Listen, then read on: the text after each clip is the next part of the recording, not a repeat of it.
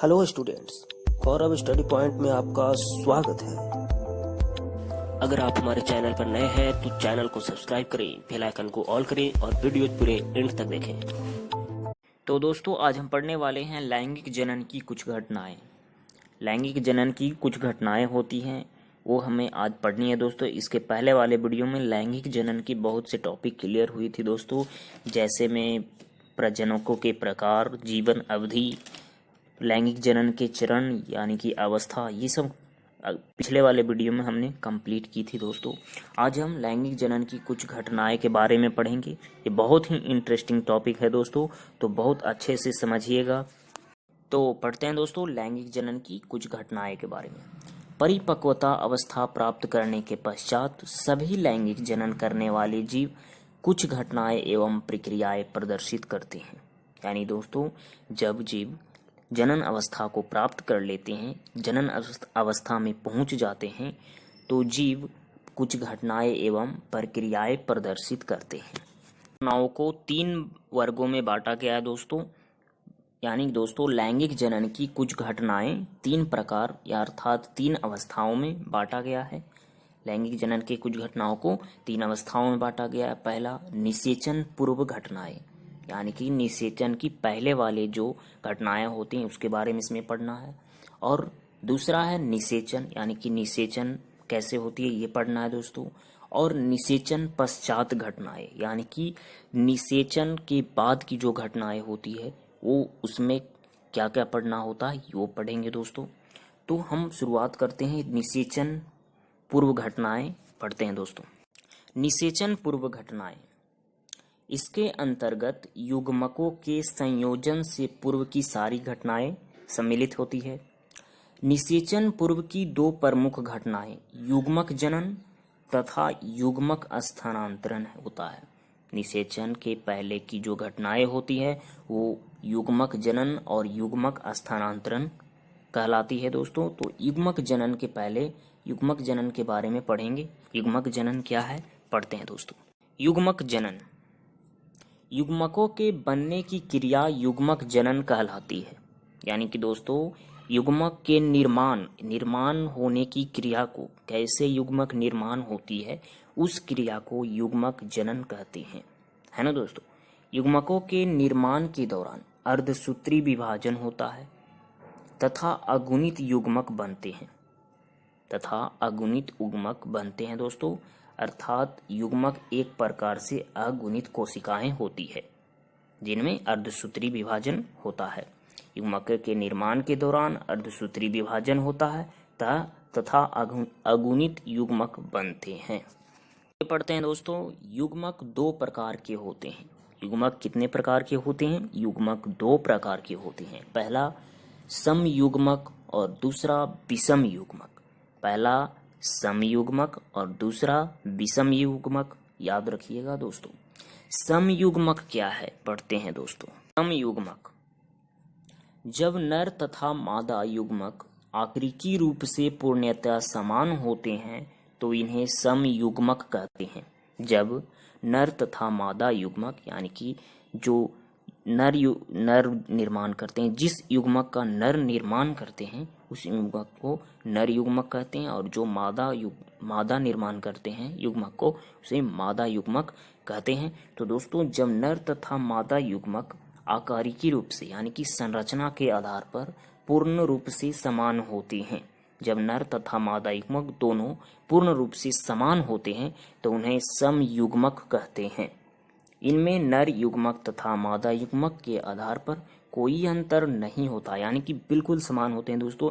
अगर दोनों को मिला दिया जाए तो इनमें पता ही नहीं चलेगा कि किनका नर है, कहाँ पर नर का है युग्मक और कहाँ पर मादा का युग्मक है। उदाहरण के लिए दोस्तों, शैवाल का जो युग्मक होता है वो बिल्कुल समान होता है, नर तथा मादा दोनों का बिल्कुल समान होता है।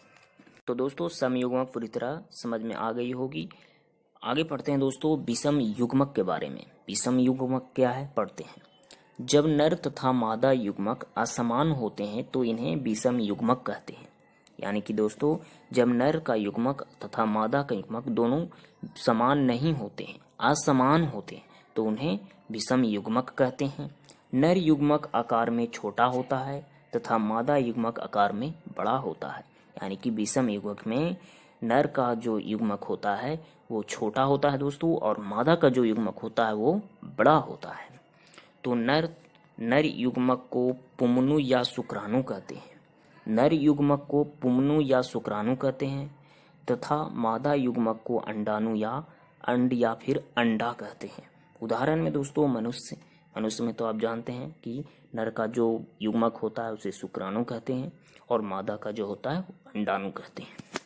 तो दोस्तों युग्मक के दोनों प्रकार सम युग्मक तथा विषम युग्मक दोनों पढ़ चुके हैं दोस्तों। अच्छी तरह से समझ में भी आ गई कि एक में युग्मक समान होता है और एक में समान नहीं होता है। तो दोस्तों पूरी तरह कंप्लीट हो गई। अब हमारा अगला टॉपिक है जंतुओं में लैंगिकता। जंतुओं में लैंगिकता के बारे में पढ़नी है। तो पहला है एक लिंगीयता। एक लिंगीयता के बारे में पढ़नी है। वे जीव जिनके शरीर में एक ही प्रकार के जनन अंग पाए जाते हैं, यानी कि वे जीव, वे प्राणी, वो जंतु जिनमें जो जनन अंग हैं वो एक ही प्रकार के पाए जाते हैं तथा वे एक ही प्रकार के युग्मक उत्पन्न करते हैं, उन्हें एक लिंगी जीव कहते हैं। यानी कि दोस्तों जब जीव में एक ही प्रकार का लिंग हो, एक ही प्रकार का जनन अंग हो तो उसे एक लिंगीयता कहते हैं, एक लिंगी जीव कहते हैं, और इस प्रक्रिया को एक लिंगीयता कहते हैं। उदाहरण में दोस्तों मनुष्य, तिलचट्टा आदि ये सभी एक लिंगी होते हैं क्योंकि उनमें जनन अंग एक ही होता है, चाहे नर हो चाहे मादा हो, है ना दोस्तों। उनमें युग्मक भी नर तथा, चाहे नर है तो नर युग्मक होता है और मादा है तो मादा युग्मक, है ना दोस्तों। दूसरा में आता है दोस्तों द्विलिंगीयता, यानी कि उभयलिंगी प्राणी। उभयलिंगीयता वे जीव जिनके शरीर में नर एवं मादा जननांग दोनों पाए जाते हैं। यानी कि दोस्तों वैसा जीव जिनमें दोनों अंग मौजूद होते हैं, नर वाला भी और मादा वाला भी अंग दोनों एक ही प्राणी में, एक ही जीव में मौजूद होते हैं तथा वे नर एवं मादा दोनों प्रकार की युग्मक उत्पन्न करते हैं। दोस्तों उनमें दोनों जननांग है तो जाहिर है कि दोनों युग्मक उत्पन्न करते हैं, उन्हें द्विलिंगी जीव कहते हैं तथा इस क्रिया को द्विलिंगीयता कहते हैं। उदाहरण में है दोस्तों हाइड्रा, स्पंज, केचुआ आदि। ये सभी जो प्राणी है वो द्विलिंगी होते हैं, यानी कि इनमें जो जननांग होता है वो नर का भी होता है और मादा दोनों का जननांग इनमें मौजूद होता है दोस्तों। तो दोस्तों जंतुओं में लैंगिकता आपने पूरी तरह समझा। एक में था, एक लिंगीयता में था कि वे जीव आते हैं जो जिनमें एक ही जननांग पाई जाती है, यानी कि दोस्तों अगर नर है तो उसमें नर युग्मक का निर्माण करते हैं वो, और अगर मादा है तो मादा युग्मक का निर्माण करते हैं। और वही द्विलिंगीयता में दोस्तों जो जीव आते हैं वो द्विलिंगी होते हैं, यानी कि दोनों जननांग पाए जाते हैं और शुक्राणु तथा अंडाणु दोनों का निर्माण करते हैं दोस्तों। तो आपने पूरी तरह कंप्लीट की जंतुओं में लैंगिकता। अब हम पढ़ेंगे दोस्तों पादपों में लैंगिकता के बारे में, अर्थात दोस्तों पौधे में लैंगिकता के बारे में पढ़नी है। तो पढ़ते हैं दोस्तों। एक लिंगी पुष्प। हम सभी जानते हैं दोस्तों कि पौधे का जो जनन भाग होते हैं वो पुष्प कहलाते हैं। पुष्प ही पौधे का जनन भाग होते हैं। तो पढ़ते हैं दोस्तों।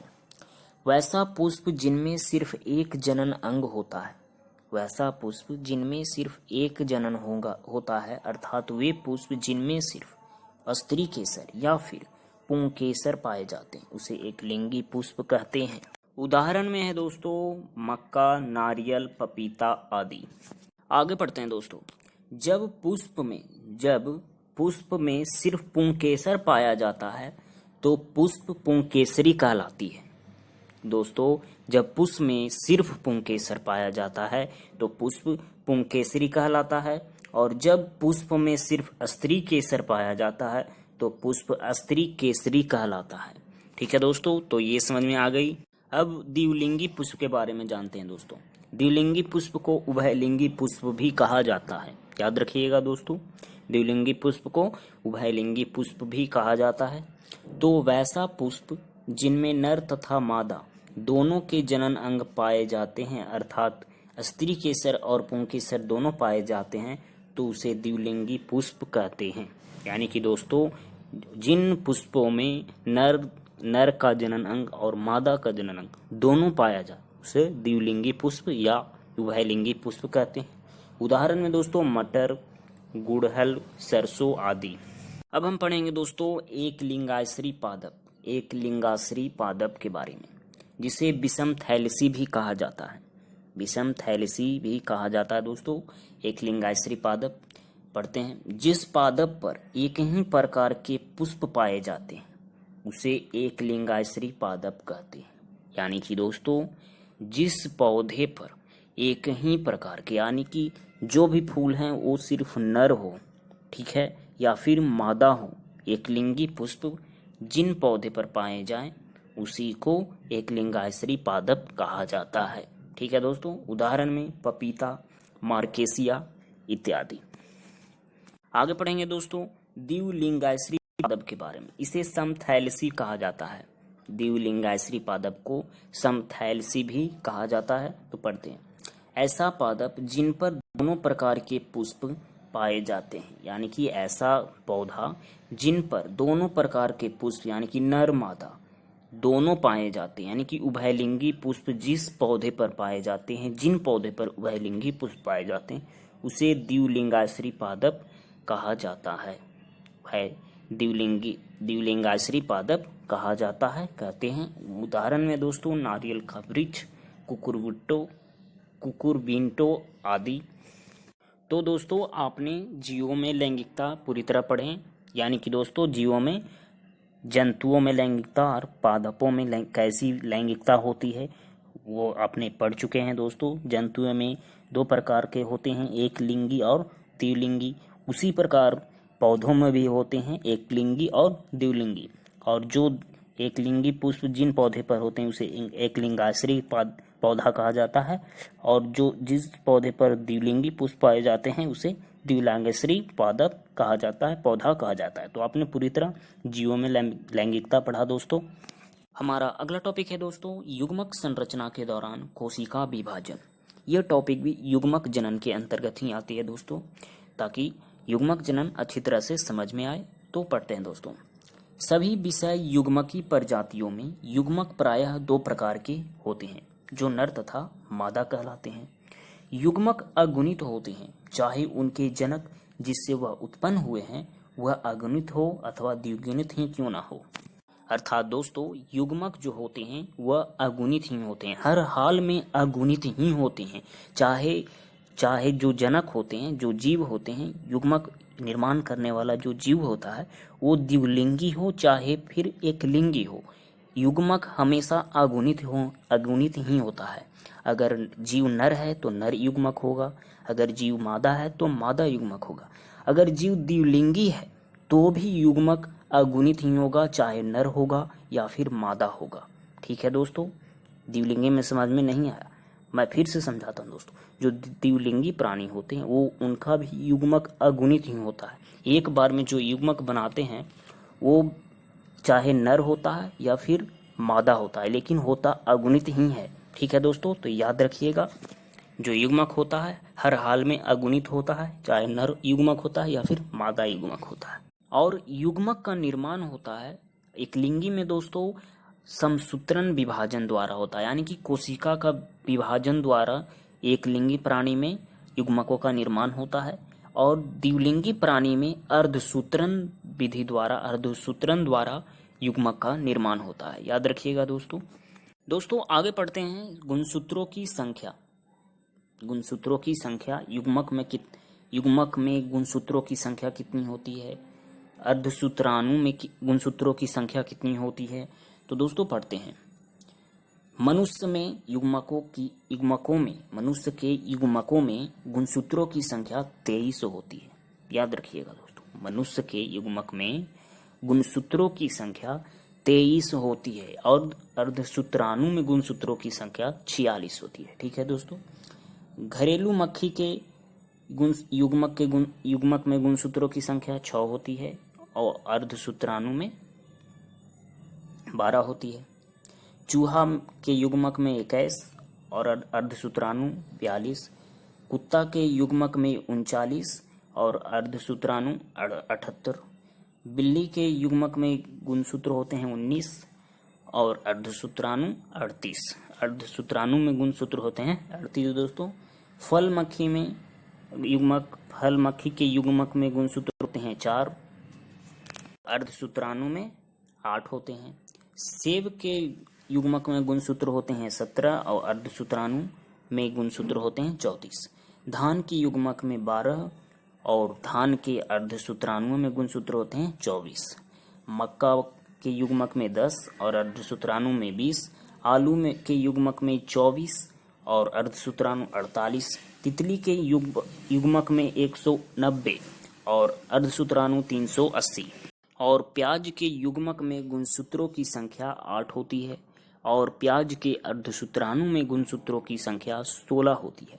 तो दोस्तों बोर्ड एग्जाम में गुणसूत्रों की संख्या आती ही है, ऑब्जेक्टिव क्वेश्चन में आती रहती है दोस्तों, तो याद रखना है, बहुत जरूरी है दोस्तों। VVI क्वेश्चन है गुणसूत्रों की संख्या, एग्जाम में पूछे जाते हैं मनुष्य के युग्मक में गुणसूत्रों की संख्या कितनी होती है, तो आपको बताना है 23। और अगर पूछा जाए कि मनुष्य के अर्धसूत्राणु में गुणसूत्रों की संख्या कितनी होती है, तो आपको बताना है 46। ठीक है दोस्तों। तो अगर आपको ऑब्जेक्टिव में और पूछ दे दोस्तों कि प्याज के युग्मक में गुणसूत्रों की संख्या कितनी होती है, तो 8 बताइएगा। और अगर पूछे कि प्याज के अर्धसूत्राणु में गुणसूत्रों की संख्या कितनी होती है, तो 16। याद रखिएगा दोस्तों, बहुत जरूरी है, VVI क्वेश्चन है। तो दोस्तों युग्मक जनन कंप्लीट हो चुकी है। अब हम पढ़ेंगे दोस्तों युग्मक स्थानांतरण के बारे में। तो चलते हैं दोस्तों, पढ़ते हैं युग्मक स्थानांतरण क्या है। युग्मक स्थानांतरण नर तथा मादा युग्मकों का कायिक रूप से एक दूसरे के नजदीक पहुंचने की क्रिया को युग्मक स्थानांतरण कहते हैं। दोस्तों नर तथा मादा युग्मकों का कायिक रूप से एक दूसरे के नजदीक पहुंचने की क्रिया को ही युग्मक स्थानांतरण कहते हैं दोस्तों। यानी कि दोस्तों नर युग्मक तथा मादा युग्मक जिस क्रिया के द्वारा एक दूसरे के नजदीक पहुंचते हैं, मिलते हैं, उसे युग्मक स्थानांतरण कहा जाता है। प्रायः नर युग्मक गतिशील होता है, यानी कि जो नर युग्मक होता है दोस्तों वो चलने में सक्षम होता है, तथा मादा युग्मक अचल होता है। यानी कि दोस्तों जो मादा युग्मक होते हैं, यानी कि अंडाणु जो होते हैं, वो चलने में असमर्थ होते हैं, वो चल नहीं सकते हैं, जबकि नर युग्मक चल सकते हैं दोस्तों। ठीक है, इसलिए नर युग्मक गति कर मादा युग्मक तक पहुंचता है। नर गति को हम सभी जानते हैं दोस्तों, शुक्राणु कहा जाता है नर युग्मक को। तो नर युग्मक यानी कि शुक्राणु गति कर मादा युग्मक यानी कि अंडाणु तक पहुंचता है, उसी को युग्मक स्थानांतरण कहा जाता है, तो याद रखनी है। और पौधे में दोस्तों परागकण का स्थानांतरण होता है, यानी कि पौधे में जो युग्मक होते हैं वो परागकण होते हैं, तो याद रखिएगा नर में शुक्राणु का स्थानांतरण होता है और पौधे में परागकण का स्थानांतरण होता है। तो दोस्तों लैंगिक जनन की कुछ घटनाएं में से पहली घटना निषेचन पूर्व घटनाएं कंप्लीट हो चुकी है। यानी कि दोस्तों निषेचन के पहले की जो भी घटनाएं होती हैं वो पूरी तरह हम पढ़ चुके हैं। क्या क्या होती है दोस्तों, युग्मकों का जनन होता है, यानी कि युग्मकों का निर्माण होता है, और फिर युग्मकों का स्थानांतरण होता है। यही पढ़ें दोस्तों निषेचन के पहले की घटनाएं में, है ना दोस्तों। अब हम पढ़ेंगे निषेचन। निषेचन क्या है पढ़ते हैं दोस्तों। निषेचन इंग्लिश में इसे फर्टिलाइजेशन भी कहा जाता है। निषेचन को इंग्लिश में फर्टिलाइजेशन भी कहा जाता है, तो याद रखिएगा दोस्तों। तो पढ़ते हैं, नर तथा मादा युग्मकों के संयोजन की क्रिया को निषेचन कहते हैं। नर तथा मादा यानी कि नर युग्मक तथा मादा युग्मक के मिलने की प्रक्रिया को निषेचन कहते हैं। ठीक है दोस्तों। तो निषेचन के परिणाम स्वरूप द्विगुणित युग्मन यानी कि जायगोट का निर्माण होता है। निषेचन दो प्रकार से होता है दोस्तों। निषेचन कितने प्रकार से होता है? 2 प्रकार से। पहला बाहरी निषेचन और दूसरा आंतरिक निषेचन। यानी कि दोस्तों निषेचन दो प्रकार से होते हैं। पहला बाह्य निषेचन और दूसरा आंतरिक निषेचन। बाहरी निषेचन को बाह्य निषेचन भी कहते हैं, याद रखिएगा। तो बाह्य निषेचन और आंतरिक निषेचन, निषेचन 2 प्रकार के होते हैं, बाह्य निषेचन और आंतरिक निषेचन। तो पढ़ते हैं दोस्तों बाहरी निषेचन यानी कि बाह्य निषेचन क्या है। बाहरी निषेचन, जब निषेचन की क्रिया शरीर के बाहर हो तो उसे बाहरी निषेचन कहते हैं। याद रखिएगा दोस्तों, जब निषेचन की क्रिया यानी कि नर युग्मक तथा मादा युग्मक एक दूसरे को बाहरी यानी कि शरीर के बाहर मिलते हैं तो उसे बाहरी निषेचन कहते हैं। यानी कि दोस्तों जब निषेचन की क्रिया शरीर के बाहर हो तो उसे बाहरी निषेचन कहते हैं। उदाहरण में दोस्तों मेढक और बौनी मछलियाँ, ये मेढक और बौनी मछलियाँ जीवों में यानी कि इन जंतुओं में बाहरी निषेचन होते हैं, यानी कि निषेचन शरीर के बाहर होती है। बाह्य निषेचन में जलीय माध्यम की आवश्यकता होती है, यानी कि दोस्तों बाहरी निषेचन के लिए जल की आवश्यकता होती है। इसमें नर युग्मक अधिक संख्या में उत्पन्न किए जाते हैं, क्योंकि युग्मक स्थानांतरण के दौरान बहुत युग्मकों के नष्ट होने की संभावना बनी रहती है। दोस्तों बाहरी निषेचन में जल की बहुत आवश्यकता होती है। बाहरी निषेचन में होता यही है दोस्तों कि जैसे हम मेढक को लेते हैं, जो मेढक होते हैं वो पानी में रहते हैं, सिंपल। तो मेढक अपने यानी कि जो नर मेढक होते हैं वो अपने युग्मक को पानी में फैला देते हैं, और मादा मेढक भी जो होते हैं वो भी अपने युग्मक को पानी में फैला देते हैं, और फिर पानी के माध्यम से ही नर युग्मक, नर जो मेढक नर मेढक है उसका युग्मक मादा युग्मक तक पहुंचता है और फर्टिलाइजेशन होता है, निषेचन की प्रक्रिया होती है। तो याद रखिएगा दोस्तों बाहरी निषेचन क्या है। जब निषेचन की क्रिया शरीर के बाहर हो तो उसे बाहरी निषेचन कहते हैं। तो दोस्तों बाह्य निषेचन तो समझ लिए, अब आंतरिक निषेचन की ओर बढ़ते हैं। आंतरिक निषेचन क्या है पढ़ते हैं दोस्तों। जब निषेचन की क्रिया मादा शरीर के अंदर होती है तो उसे आंतरिक निषेचन कहते हैं। उदाहरण दोस्तों मनुष्य, बंदर आदि। यानी कि दोस्तों जब निषेचन की क्रिया मादा शरीर के, जब युग्मक नर युग्मक मादा शरीर के अंदर पहुंचकर अंडाणु को निषेचित करते हैं, अंडाणु से मिलते हैं तो उसे आंतरिक निषेचन कहते हैं। ठीक है दोस्तों, एक और टॉपिक है दोस्तों जो काफी इंटरेस्टिंग है, जो पढ़ते हैं दोस्तों। अनिषेक जनन क्या है। बिना निषेचन अर्थात नर युग्मक के युग्मन के बिना ही मादा युग्मक नए जीव के निर्माण हेतु विकसित होने लगता है। इस प्रकार की घटना अनिषेक जनन कहलाती है। यानी दोस्तों बिना निषेचन के ही नए जीव का इनमें निर्माण हो जाता है। जिन जीवों में बिना निषेचन के ही संतति का निर्माण होता है उन्हीं को अनिषेक जनन कहा जाता है दोस्तों। यानी कि बिना नर युग्मक के ही मादा युग्मक नए जीव का निर्माण के लिए विकसित होने लगता है। उदाहरण में दोस्तों मधुमक्खी, रोटीफर्स और कुछ छिपकलियों में ऐसी ही जनन होती है जो बिना निषेचन की होती है, जो बिना नर युग्मक की होती है। दोस्तों लैंगिक जनन की कुछ घटनाओं में निषेचन भी हम पढ़ लिए दोस्तों, और निषेचन के पहले वाली भी घटनाएं हम पढ़ चुके हैं। यानी कि दोस्तों सिंपल में हम क्या क्या पढ़ें। युग्मक जनन, युग्मक का निर्माण हुआ, फिर युग्मकों का स्थानांतरण हुआ, और फिर उसके बाद निषेचन की प्रक्रिया भी हो गई। अब हम पढ़ेंगे निषेचन के बाद की घटनाएं। तो पढ़ते हैं दोस्तों निषेचन की बाद की घटनाएं क्या क्या होती है। निषेचन के बाद की घटनाओं में दो प्रमुख घटनाएं होती हैं दोस्तों। निषेचन के बाद दो प्रमुख घटनाएं होती हैं, पहला युग्मनज और दूसरा भ्रूणोद्भव। निषेचन के बाद की क्या क्या घटनाएं हैं, पहला युग्मनज और दूसरा भ्रूणोद्भव। तो पढ़ते हैं दोस्तों युग्मनज क्या है।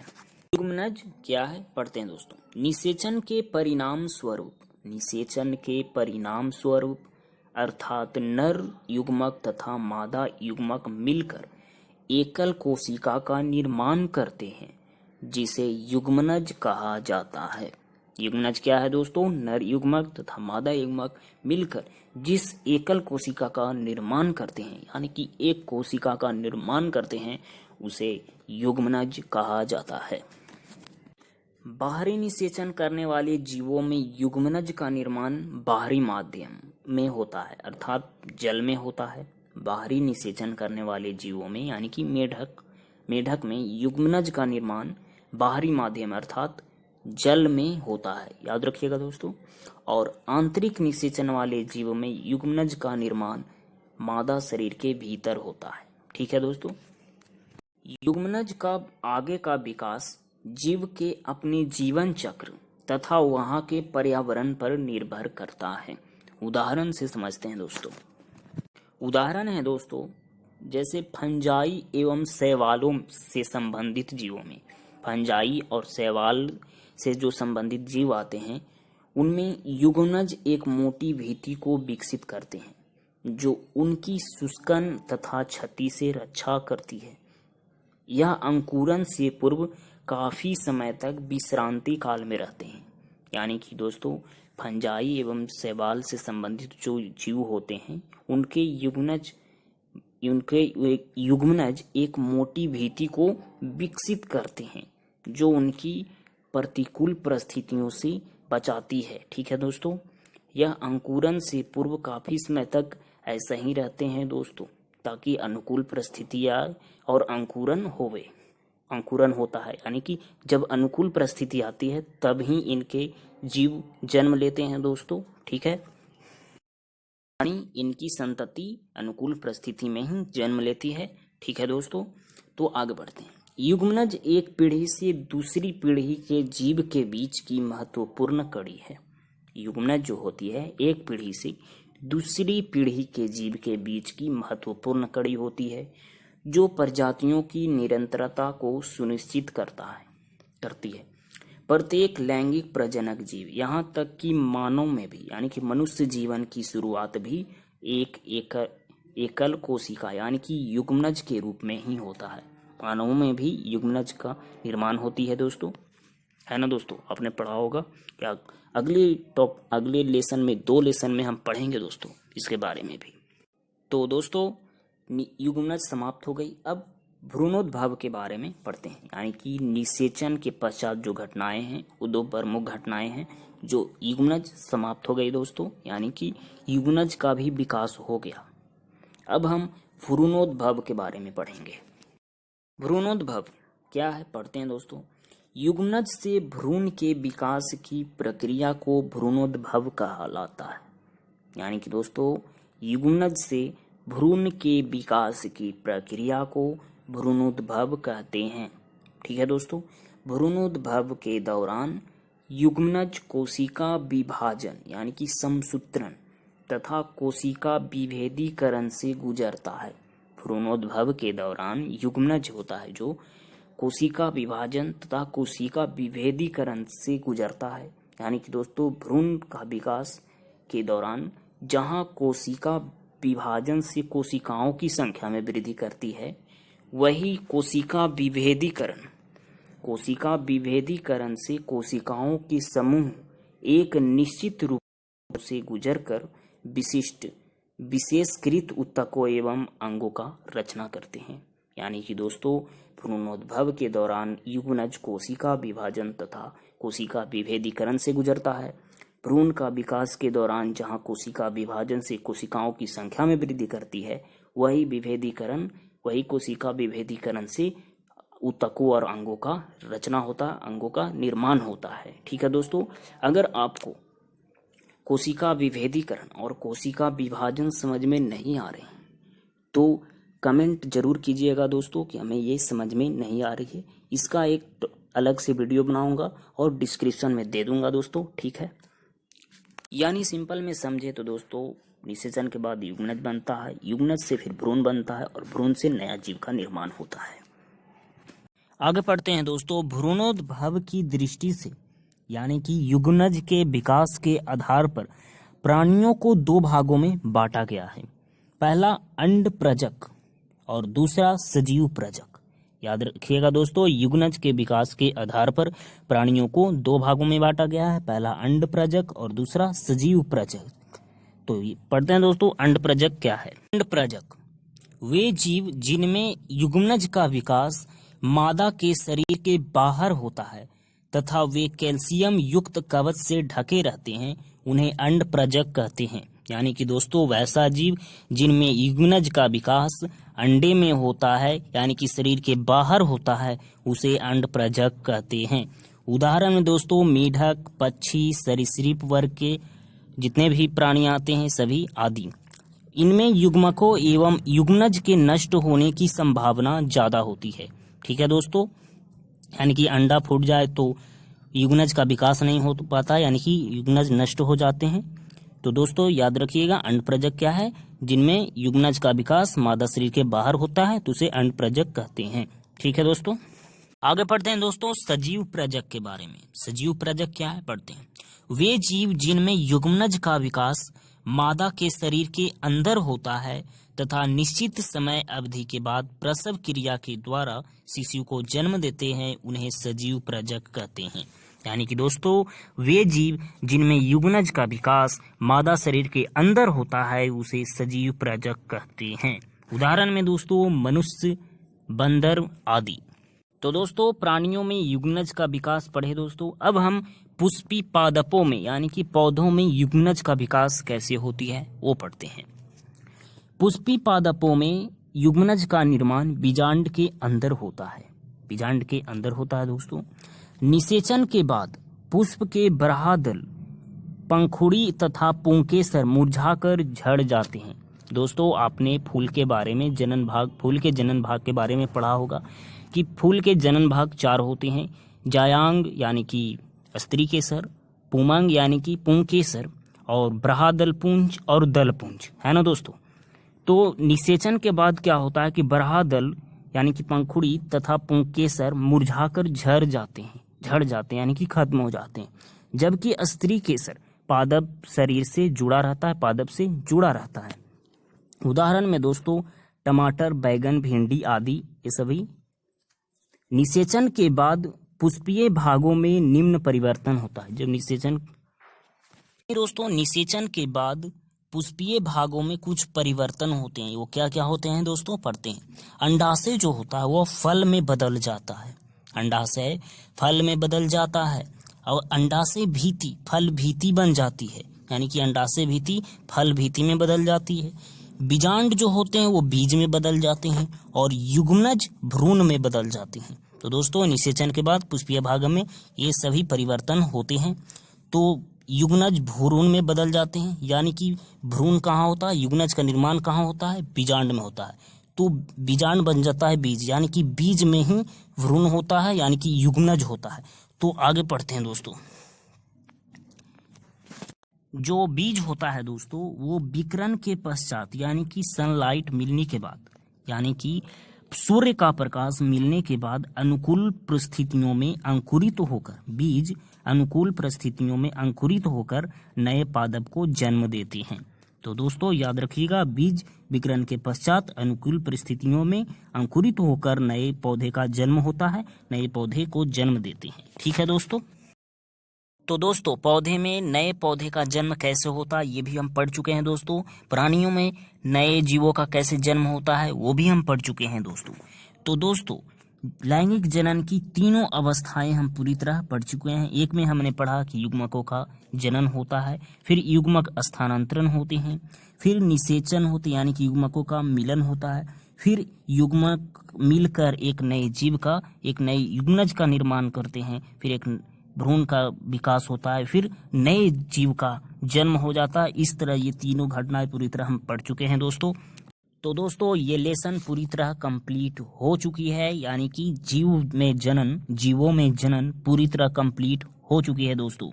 अगर आप पिछले वाले वीडियो नहीं देखे हैं तो मैं डिस्क्रिप्शन में प्लेलिस्ट का लिंक दे दूंगा दोस्तों। उसमें जितने भी पार्ट फर्स्ट लेसन के यानी कि चैप्टर 1 का जितने भी पार्ट हैं सभी आपको वहां मिलेंगे दोस्तों। तो जो भी पार्ट आपको देखना है या नहीं देखे हैं वो देख लीजिएगा दोस्तों।